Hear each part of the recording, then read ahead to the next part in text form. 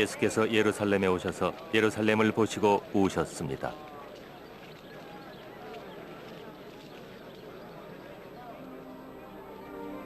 오늘날 너도 평화에 이르는 길을 알았다면 좋았을 텐데 지금 너희 눈에 숨기웠도다. 때가 이르면 원수들이 성을 쌓고 너를 사면으로 가두고 너를 파괴할 것이니라. 너와 네 자녀들도. 그리고 원수들은 돌 하나도 돌 위에 남기지 아니하리니 하나님께서 너희를 구원하러 오실 때를 너희가 알지 못함이니라. 안녕하세요. 미라클 이스라엘의 진행을 맡은 오미희입니다. 성경의 말씀처럼 예수님께서는 예루살렘을 보고 우셨습니다. 우리 기독교인들은 예루살렘을 보면서 흘리신 예수님의 눈물의 의미를 잘 알고 있습니다. 자신의 믿음이 성장할수록 예수님의 눈물을 닦아드리고 싶어 합니다. 그것은 순종이라는 손수건이 있어야만 가능할 것입니다. 하나님께서는 이스라엘의 독립을 예고하셨습니다. 그런 것처럼 1900년 동안 나라가 없었던 이스라엘은 재건을 했습니다. 그동안 그들은 1900년 동안 고통의 시간을 몸으로 살아낸 사람들입니다. 뿐만 아니라 세계 도처에서 하나님의 말씀이 기적처럼 이루어지는 이때에 미라클 이스라엘에서는 이스라엘을 더 알고자 합니다. 오늘 이 시간은 바로 예루살렘과 예수야에 대한 이야기를 나눠보도록 하겠습니다.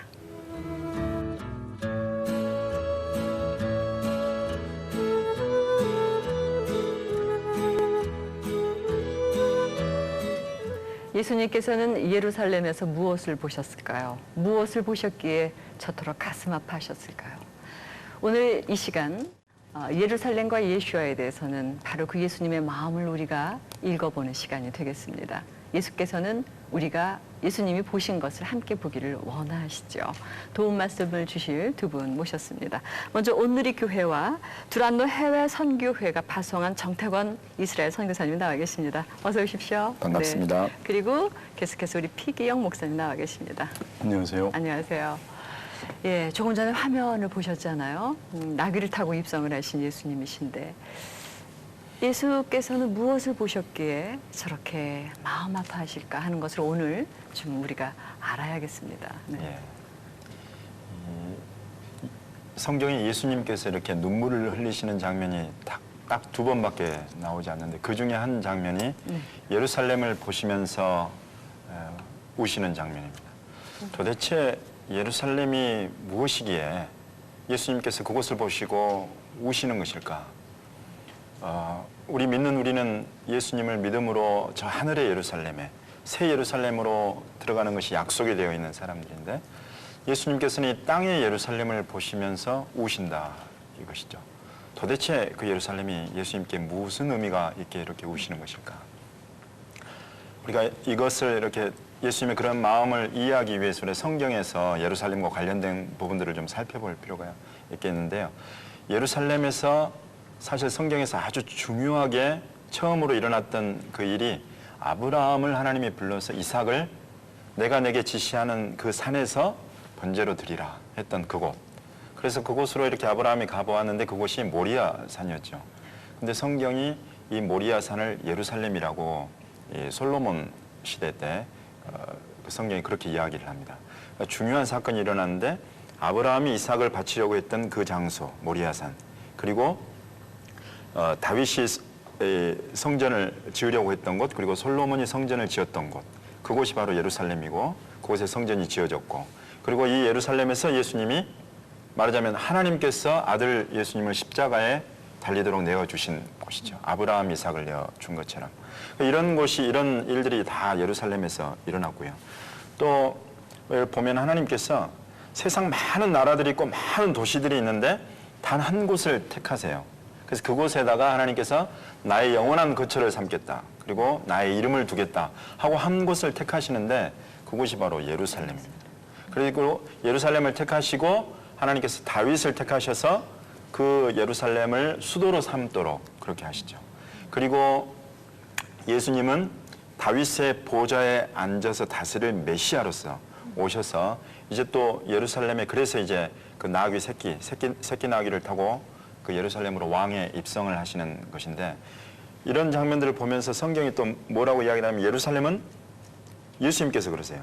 맹세하지 말라 이런 부분을 가르치실 때 예루살렘으로도 말라 이는 큰 임금의 성입니다. 큰 임금, 하나님의 성이다 이거죠. 하나님께서 택하신 유일한 그곳이었고 또 이 하나님께서 택하셔서 내가 나의 왕을 시온산에 세웠다. 예수님을 또 그곳에 왕으로 세우시는 것이죠. 그러니까 다른 말로 하면 예루살렘은 하나님의 도시고 또 그 예루살렘은 예수님의 도시인 거죠.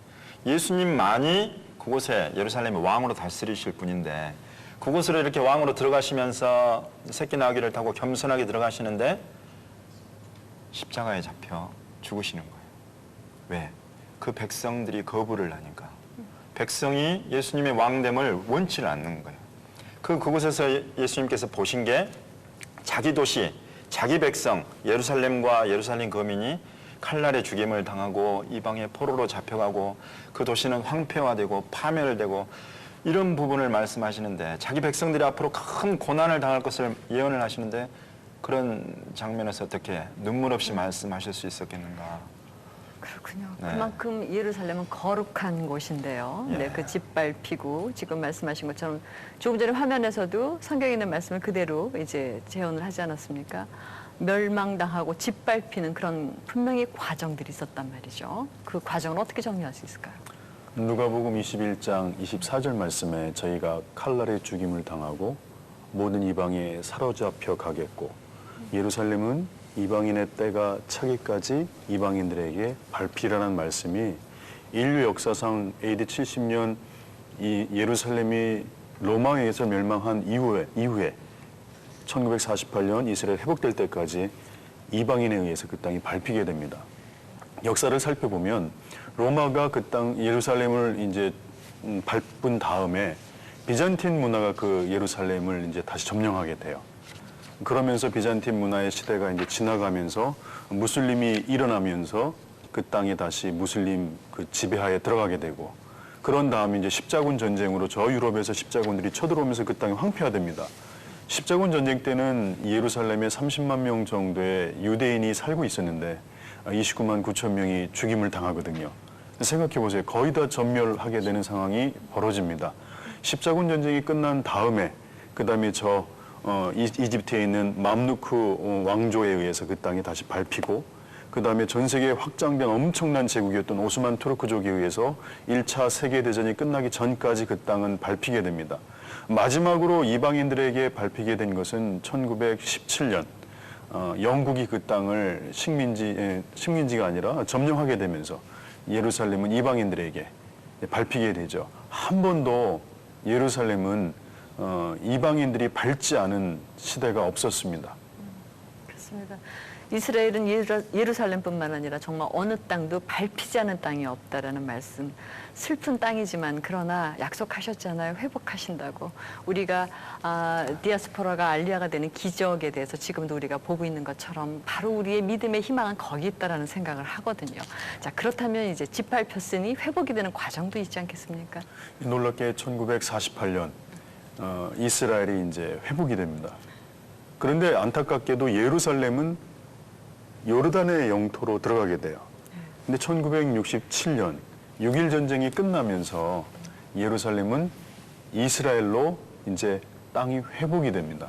그 당시 이 영상에서 보면 전쟁을 이끌었던 장군이 모세 다얀 장군인데 눈이 하나가 없으세요. 근데 이분이 그런 말을 했다고 합니다. 하나님, 저희가 6일 동안 싸우고 안식일을 지키게 해달라고. 그래서 6.1 전쟁이 6일 만에 끝나버려요. 하나님께서 인도해 주셨던 전쟁이었고 정말 불가능한 전쟁이었는데 우리 하나님께서 그 전쟁을 승리케 하심으로 예루살렘이 이스라엘에 이제 온전히 회복되는 일이 벌어지게 됩니다. 참 회복도 그냥 처음부터 지금까지 아무 일도 없었다면 전 세계인들에게 복음이 전해질 리가 없습니다. 이렇게 짓밟히고 특히나 그 이방인들한테 짓밟힌 이스라엘이 이제 회복이 되는 거, 이것이 이제 우리의 희망이고 또 희망이다 보니까 거기서 의미를 찾아야겠습니다. 어떤 의미가 있는 겁니까? 1967년 6월 7일 참 역사적인 날인데요. 이 1967년을 기점으로 해서 참 놀라운 일들이 일어납니다. 그 1967년에 당시 통계로 봐서 그 믿는 유대인 수가 이스라엘 안에 150명으로 통계가 잡혀 있는데요. 그 1967년 예루살렘이 이스라엘의 회복이 된 이후로, 그 통치권이 완전히 회복이 된 이후부터 이 예수님을 알아보는, 예수님을 메시아로 알아보는 유대인들의 수가 계속 늘어나요. 하나님께서 그 눈을 열어주시는 거죠. 네. 그래서 그 당시 150명이었던 이 수가 작년 2006년으로 봐서 2006년 통계로 그 100배로 성장한 1만 5천 명까지. 놀라운 일이 지금 일어나고 있는 것인데 이 일이 1967년 예루살렘 회복 이후에 있었다는 거. 그러니까 뭐냐면 이스라엘이라는 그 구약에서부터 하나님이 늘 말씀하신 나는 이스라엘의 왕이다. 이스라엘을 왕으로 통치하실 분이 하나님이시다 이거죠.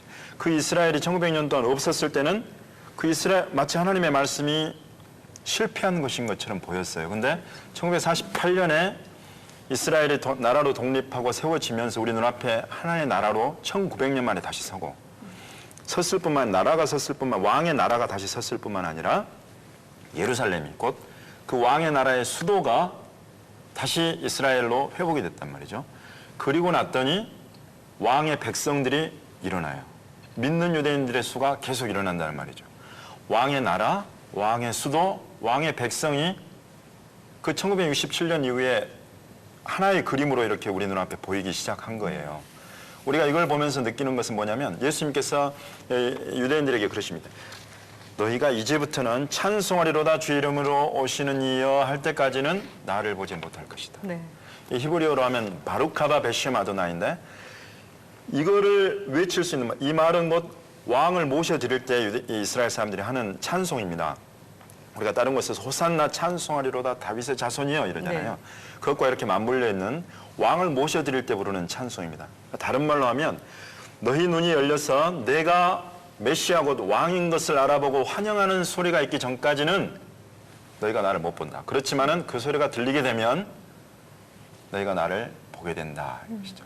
다시 말하면 왕의 나라, 왕의 수도, 왕의 백성이 준비돼서 환영하게 되면 그곳에 왕의 귀환이 이루어진다.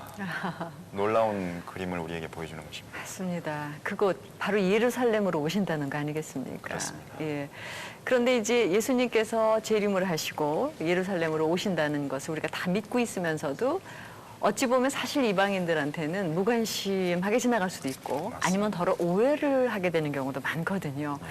과연 우리 기독교인들께서 예수님께서는 재림을 하실 때 그럼 어떤 모습으로 어디로 오시는가에 대해서 굉장히 궁금해하실 거고 그래서 저희가 거리로 나가봤습니다. 어떤 대답을 하시는지 함께 보시죠.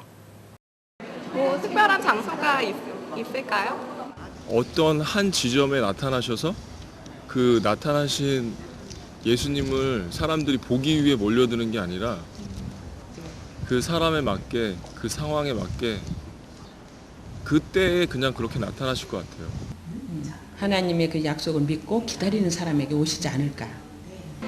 이스라엘 하늘에서 하실 것 같아요. 처음 오실 때도 그쪽에서 오셨기 때문에 마지막에 오실 때도 이스라엘 땅에 다시 나타나시지 않을까. 교회로 오실 것 같은 생각이 들어요. 많은 사람들이 기도하는 중에 임하실 것 같은 생각이 들어요. 네, 참 다양하게 오십니다. 교회로도 오시고 아니면 많은 분들이 모이는 곳이 아니라 바로 내 상황에 맞게 주님께서 오신다는 얘기도 참 귀에 남습니다. 이렇게 다양한 답을 하셨지만 결국은 하나, 오신다는 믿음입니다. 믿음대로 될지어다. 예수님께서는 분명히 오십니다. 네. 그런데 이렇게 다양한 대답을 들으셨는데 이 대답을 들으시면서 어떤 생각을 하셨나요? 두 분. 재미있는 거는 성경에 분명히 예수님께서 다시 오실 때 네. 내가 어디로 온다는 걸 말씀해 주셨거든요. 근데 성도님들이 잘 모르시는 것 같아요. 사도행전 1장 8절, 9절, 10절 이렇게 살펴보면 네. 가로되 갈릴리 사람들아 어찌하여 서서 하늘을 쳐다보느냐 너희 가운데서 하늘로 올리우신 이 예수는 하늘로 가심을 본 그대로 오시리라 하였느니라. 감람산에서 올라가신 예수님께서 그 땅으로 다시 내려오신다고 말씀을 하셨어요. 스가랴서 14장 4절 말씀을 또 읽어보면 이렇게 말씀이 나옵니다. 그날에 그의 발이 예루살렘 앞 동편 감람산에 서실 것이요. 주님이 마지막 때 오실 장면이거든요. 그때 동편 감람산에 예수님의 그 발이 서겠다는 거예요. 성경은 정확하게 예수님이 오실 것을 저희들에게 보여주고 있습니다. 네. 제가 유대학을 배울 때 유대인들이 그런 이야기를 했어요. 야, 성경에 예수님 재림한다는 소리가 어딨냐. 초림에 대해서는 그 메시아가 오신다는 이야기는 많이 좀 인정할 수 있다. 재림한다는 구절은 어디 있냐. 그래서 그 뒤로 참 그게 제 숙제가 됐었는데 이렇게 보니까 스가랴서에는 예수님의 초림도 나오고 재림도 나옵니다. 스가랴서 9장 9절 말씀에는 예수님께서 왕으로 이렇게 시오나 내게 왕으로 이 메시아가 오시는데 그분은 겸손해서 나귀의 작은 것, 곧 나귀 새끼를 타고 오신다. 이게 예수님 처음 오셨을 때에 예루살렘 우리가 예루살렘 입성, 승리 입성 이런 이야기를 하는데 예수님께서 그때 나귀 새끼를 타고 예루살렘에 들어가실 때 그 말씀이 인용이 돼요. 그러니까 그게 성취가 된다는 말이죠. 근데 그때 당시로는 예수님이 왕으로 예루살렘에 들어가셨지만은 슬프고 또 안타깝게 예수님께서 그때는 십자가에 달리시게 되었죠. 왕으로 들어가셨지만 처형을 당하신 거죠. 왕으로서. 그런데 이 스가랴서, 똑같은 스가랴서에 한 번 더 예수님께서 예루살렘으로 또 오시는 게 나와요.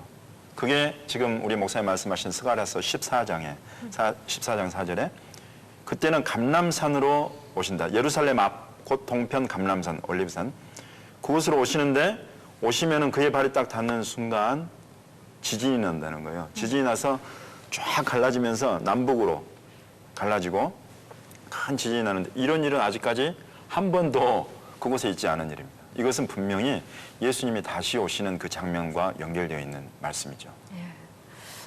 정말 기대가 되고 사모하게 됩니다. 네. 조금 전에 그 유대학을 공부하실 때 굉장히 난감했다. 초림과 재림에 대해서 이러셨는데 여기서 우리가 좀 짚고 넘어가죠. 초림과 재림의 차이점이랄까요? 네. 이 유대인들의 그런 시각이 굉장히 중요한데요. 우리 열방의 교회가 보는 예수님의 초림과 재림에 대한 시각하고 유대인들이 가지고 있는 그 시각하고 이렇게 연합이 되면 예수님의 모습이 온전하게 드러나요. 보면은 사실 우리 열방의 교회는 예수님이 처음 오셔서 유월절 어린 양으로 우리의 모든 죄를 속죄해 주신 그분의 모습을 우리가 참 쉽게 이해를 하고 있는데 유대인들 같은 경우는 예수님은 십자가에 달려 죽을 만큼 나약한 그런 메시아가 그래서는 안 된다 이거예요. 메시아는 왕이다 이겁니다. 왕이어서 이스라엘 전체를 다스릴 뿐만 아니라 전 세계 열방을 또한 통치할 왕이다 이거예요. 어떻게 메시아가 십자가에 죽을 수 있냐 말이 안 된다 이건데 결국 이 부분은 뭐냐면 예수님 다시 오실 때 재림하실 때에 하나님께로부터 모든 땅의 모든 나라들을 만국을 다스릴 권세를 받아가지고 오신다. 그때 이 유대인들의 그 기대가 성취되는 것이죠. 또 다른 예를 보면 우리가 절기로도 이걸 살펴볼 수 있는데 예수님께서 초림 때 오셔서 성취하신 절기는 다 봄의 절기들입니다. 봄의 유월절 그리고 부활하신 그 초실절 그리고 초실절 이후 50일 만에 오순절 50일 만에 이 모든 것들을 다 성취하셨잖아요. 이게 다 봄의 절기들입니다. 근데 다 또 성취되어야 할 절기들이 남아있는데 그건 가을의 절기들이에요. 이 가을의 절기 때는 이제 로샤샤나 곧 신년절 이때 나팔을 붑니다. 예수님 나팔 불 때 오시죠.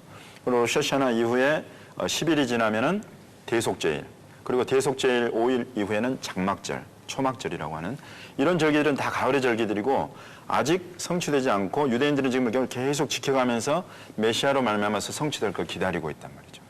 근데 이 봄과 가을의 중간에 여름이 있지 않습니까? 여름이 유대력으로 보면은 끝이에요. 한 해의 끝. 그리고 실제로 여름이란 말하고 히브리어로 끝이라는 말하고 어근이 같습니다. 끝이 나고 새롭게 시작되는 것이 가을이죠. 이렇게 봄의 절기, 가을의 절기를 다 성취하실 초림과 재림을 통해서 그 예수님의 모습 그리고 이제 마지막으로 또 하나가 뭐냐면 예수님은 우리는 저 하늘의 하나님의 아들로서의 예수님이 너무 쉬워요. 유대인들이 이게 어려워요. 어떻게 하나님께 아들이 있을 수 있냐. 그렇지만은 이 사람들은 메시아, 그리스도, 왕으로 기름 부음 받아서 다스릴 그 메시아 이거는 너무 쉬워. 근데 우리들은 이 땅 모든 나라들을 이스라엘을 왕으로 실제로 다스리고 온 나라들을 뭐 미국, 영국 할 것 없이 전 세계를 다스릴 그 메시아의 모습은 우리는 또 놓쳐요. 영적으로만 보기가 쉽기 때문에. 근데 예수님은 그리스도이시고 살아계신 하나님의 아들이신 거죠. 이렇게 열방의 교회의 이해와 유대인들이 지금 가지고 있는 메시아에 대한 이해가 하나라가 되면 예. 그때 예수님의 모습은 온전해집니다. 그래서 정말 한 세 사람 얘기가 또 나오는가 봅니다. 서로 우리가 알고 있는 것을 나눌 때 하나가 되는 것 같아요. 지금 믿지 않는 유대인들은 초림도 재림도 부인을 하고 있지 않습니까? 그렇다면 믿는 유대인들은 초림과 재림에 대해서 다 그것도 믿는단 말이죠. 여기서 우리가 믿는 유대인들의 이야기를 좀 들어봐야 되겠다는 생각이 들어요. 과연 그들은 예루살렘에 대한 생각도 다를 것이고 말이죠. 초림 재림에 대한 의미도 새롭게 해석이 될 것 같은데 여기서 그동안 우리는 많이 이분의 그 사역에 대해서 익숙하게 들어왔습니다. 키스 인트레이스트 목사님의 얘기를 들어보도록 하고요. 또 믿는 유대인들의 여러분들의 이야기를 들어보도록 하겠습니다. אבל למה דוד שם את בית המקדש שם בירושלים? למה הוא בחר במקום הזה? מפני שאברהם כבר הלך לשם. זאת אומרת, אברהם הגיע לירושלים, לאזור ירושלים, כדי להקריב את בנו לאלוהים. אחר כך דוד הקים את מלכותו שם, אחר כך בית מקדש של שלמה המלך, אחר כך ישוע. ירושלים הייתה המרכז של כל החיים וכל החיים הרוחניים. מעניין, אחרי ששלמה המלך בנה את בית המקדש, הוא התפלל, הוא אמר, בעתיד בכל העמים, כאשר הם רוצים להתפלל לאלוהים, אלוהים בשמיים, אבל כאשר הם רוצים להתפלל לאלוהים, עליהם לפנות, לכוון את התפילות לבית המקדש בירושלים, ודרך בית המקדש בירושלים התפילות כאילו יעלו השמיים. כלומר, ירושלים ובית המקדש הם היו סמלים, סימבולים, כמו שאת אומרת, של השמיים. זה לא השמיים, השמיים זה מעל, אבל ירושלים משמשת סמל של אלוהים ושל השמיים עלי אדמות. וגם הסמל הזה זה מרכזי לעולם שלנו בתור מאמינים, גם יהודים וגם נוצרים. The question is, what is the relationship between the heavenly Jerusalem and the earthly Jerusalem? And I believe that the simplest answer to that is found at the end of the book of Zechariah, where in chapter 14, the prophet speaks of the fact that when the Messiah has arrived and Jerusalem is now the capital of God's kingdom on earth, all the nations will come to Jerusalem to worship the Lord. It's going to be a center of worship. It really will be all that it was in the temple days and more, because it will be on a worldwide scale.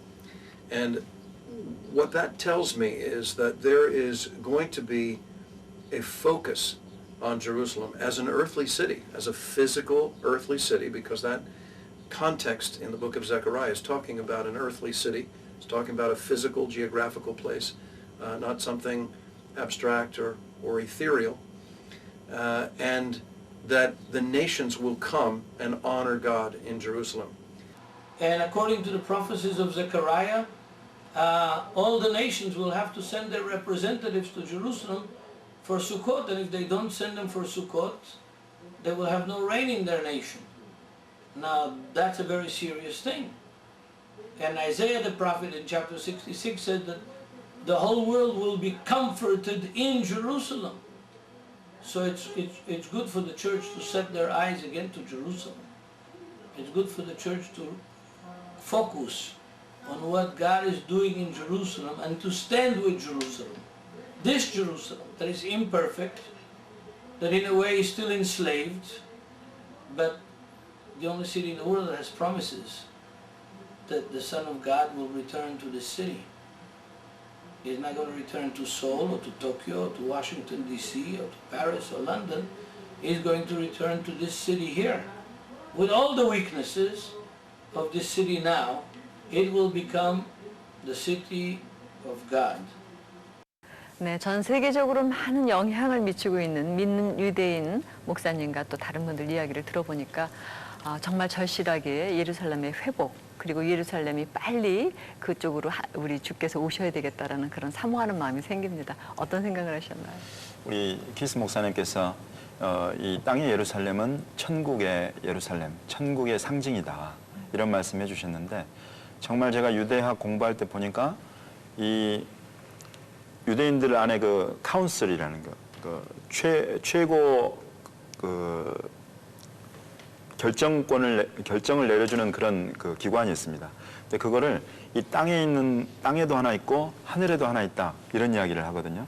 근데 실제로 예루살렘이라는 말을 히브리어로 살펴보면은 예루샬라임 이렇습니다. 근데 이 아임으로 끝나는 이 부분은 히브리어로 보면은 쌍수, 복수와는 또 다른 개념인데 두 개가 있다는 거예요. 두 개, 듀얼. 그래서 이 예루샬라임 이거는 뭐냐면 예루살렘이 땅에도 있고 저 하늘에도 있다 이거죠.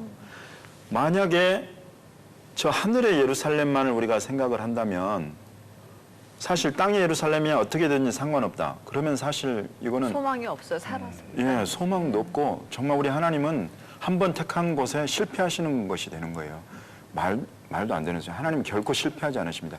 이 땅의 예루살렘을 온전하게 회복하시고 또 더불어서 저 하늘의 예루살렘이 함께 지어져 가고 그래서 나중에 계시록에 보면 저 하늘의 예루살렘이 땅으로 내려온다 그러시죠.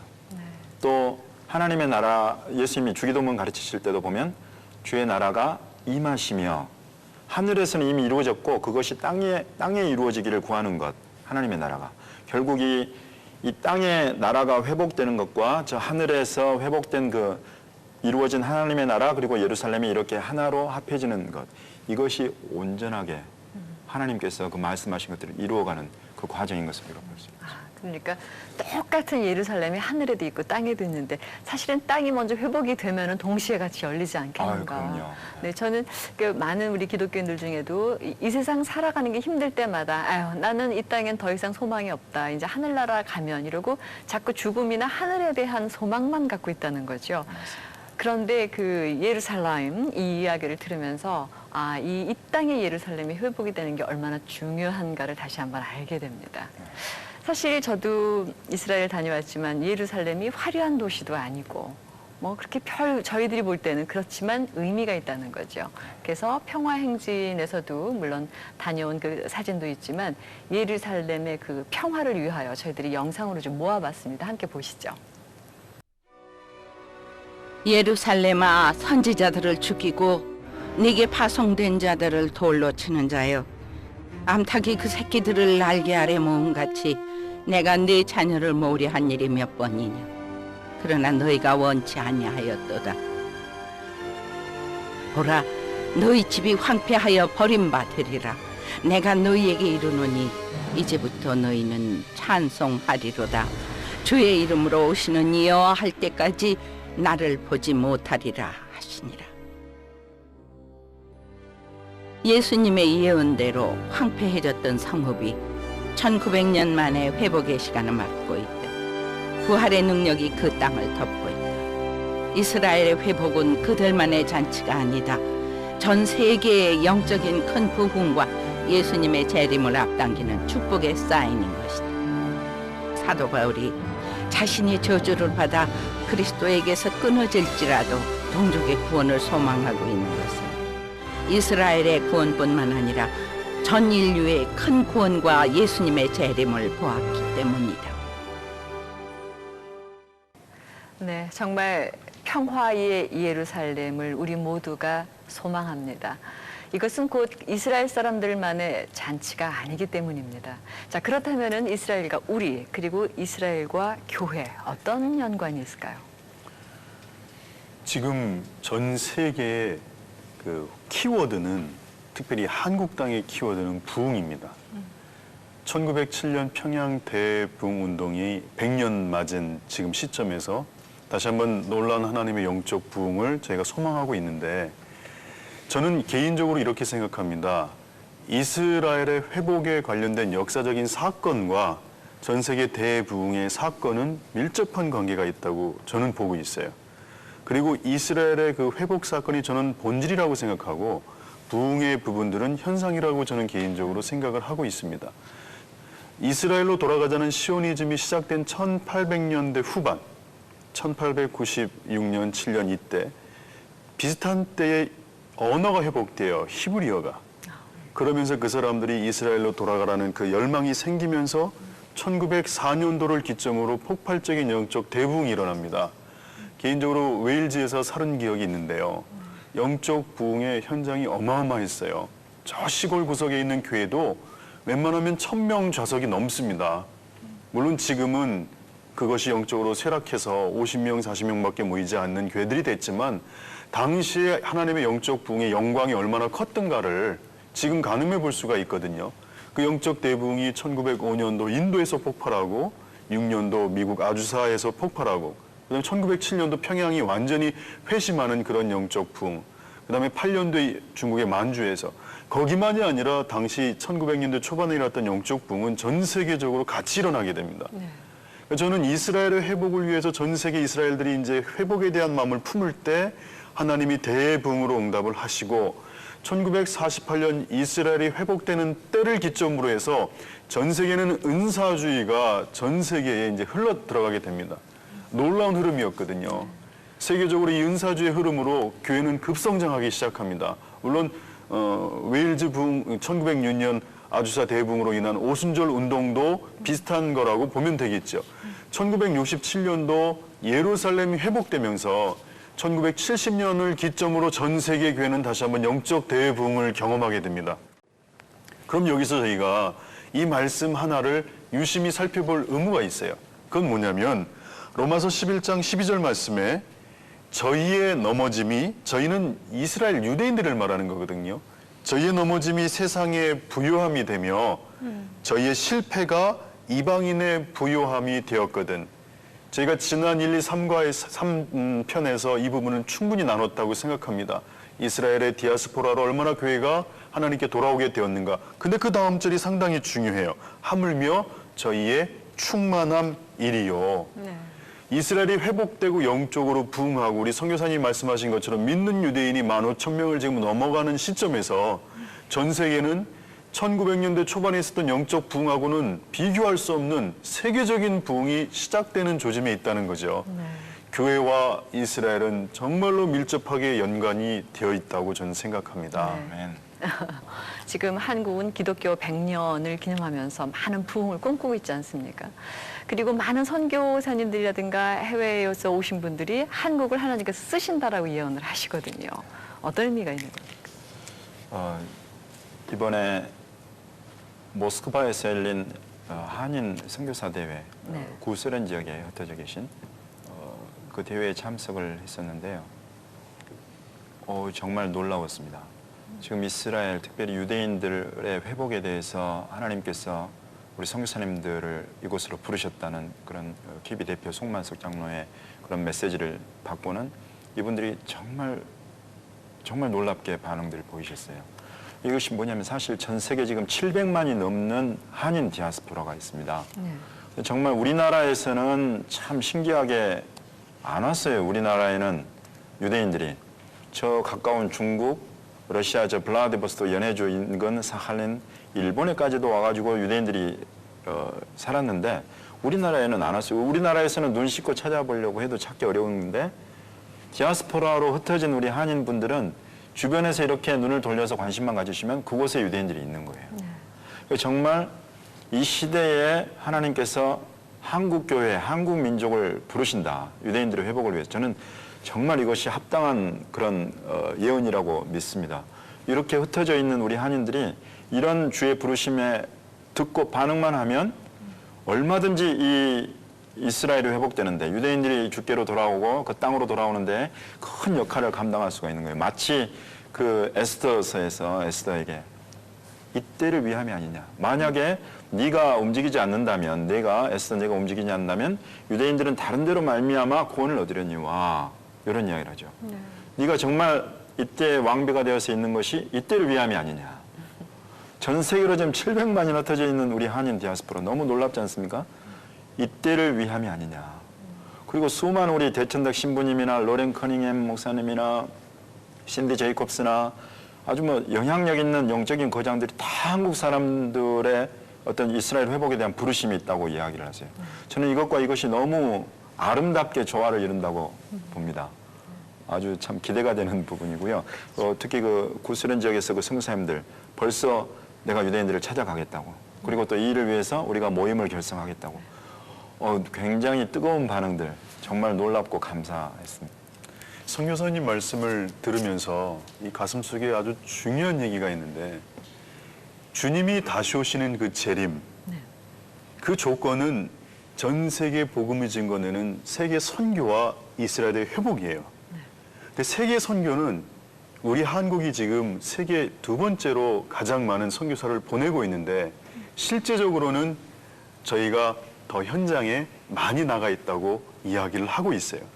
그럼 주님 다시 오심의 첫 번째 조건인 세계 선교에 이 한국이 지금 쓰임받고 있는 건 한국의 모든 교회가 다 동의하고 있습니다. 그럼 두 번째 조건인 이스라엘의 회복. 근데 이스라엘이 170개국에 흩어져 있거든요. 전 세계에서 가장 많은 족속에 흩어져 있는데 이 한국이 이스라엘보다 더 많이 흩어져 있어요. 175개국에. 저는 이렇게 생각해요. 이 한국 교회는 마지막 때 하나님의 다시 오심을 가장 옆에서 도울 수 있는 파트너십으로 하나님이 택하지 않으셨는가. 그게 저의 생각입니다. 네.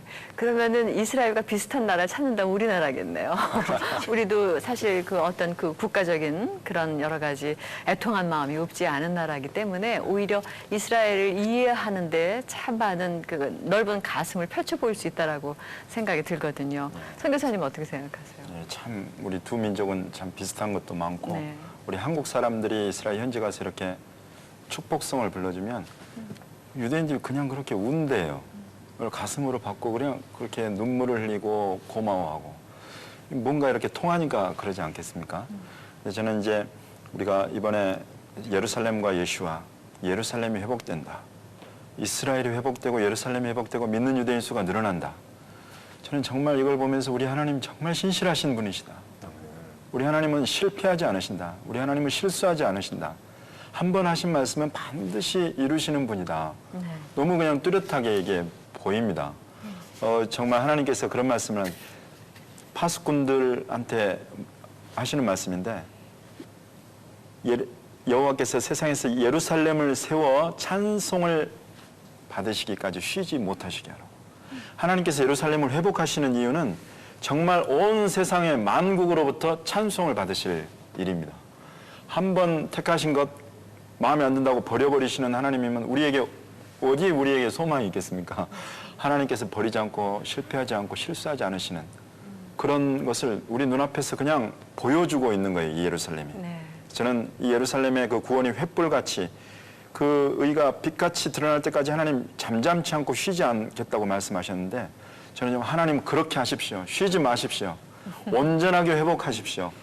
그리고 그것이 또한 우리에게도 큰 축복이 될 줄로 믿습니다. 네, 그래서 사실 제가 조금 전에는 이스라엘 회복과 우리 개인의 회복은 어떤 관계가 있습니까 여쭤봤는데 참 우문이었다는 생각이 들어요. 왜냐하면 교회가 축복을 받고 한 민족이 축복받는다는 것은 곧 개인의 축복이라고 생각이 되어지고요. 특히나 우리 모두는 이제 보내는 선교사 역할을 할 수 있지 않습니까? 그리고 선교사 여러분들은 정말 우리가 갈 수 없는 그곳까지 가셔서 우리에게 모든 것을 다 보여줄 수 있는 그런 큰 망원경이라는 생각을 합니다. 네, 오늘은 이렇게 예루살렘과 예수와에 대해서 얘기를 나눠보다 보니까 이제 이스라엘과 교회에 대한 궁금증도 생기고요. 역시 그러다 보니까 한 세 사람 이야기도 관심이 가집니다. 계속해서 기대하겠습니다. 오늘 두 분 고맙습니다.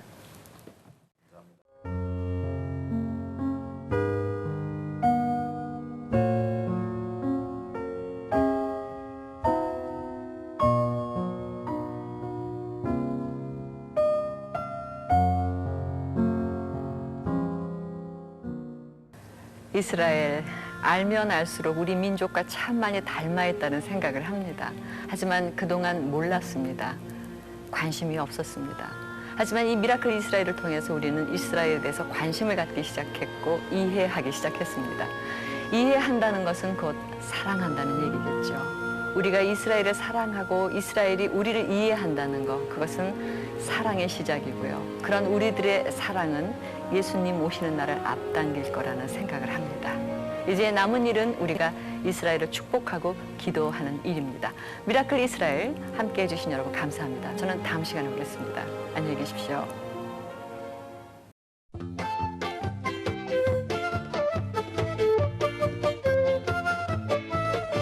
באלה הידיים עוד לא בניתי כפר, עוד לא מצאתי מים באמצע המדבר. ציירתי פרח עוד לא גיליתי